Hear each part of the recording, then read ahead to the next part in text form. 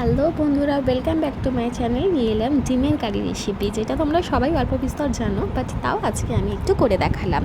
ডিমগুলো সিদ্ধ করে ছাড়িয়ে নিয়েছি। এখানে আমি নিয়ে নিয়েছি মাঝারি সাইজের পেঁয়াজ আর টমেটো কুচি, লঙ্কা কুচি। কড়াইতে সাদা তেল গরম করে ডিমগুলো হাফ হাফ করে কেটে ভালো করে লাল লাল করে ভেজে নিতে হবে। লাল লাল এবং তার সাথে কড়া কড়া ভাব থাকতে হবে, যাতে ফ্লেভারটা দুর্দান্ত আসে।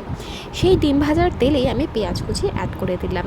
পেঁয়াজগুলো কিন্তু কম থেকে মাঝারি আছে আমি রান্না করে নেবো, বেশি জোর আঁচ করবো না, যাতে পেঁয়াজগুলো পুড়ে না যায়। তার সাথে আমি টমেটো কুচি, লঙ্কা কুচি অ্যাড করে নেবো।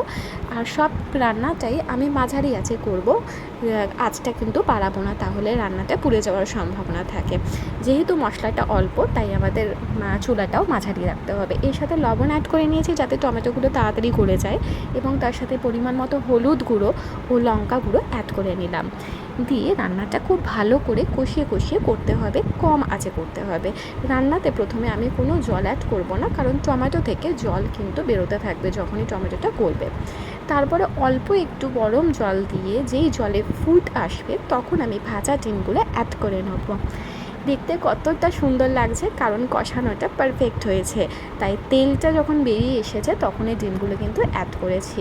এরপরে 3 থেকে 4 মিনিট ভালো করে আমি রান্না করে নেবো, কম থেকে মাঝারি আছে।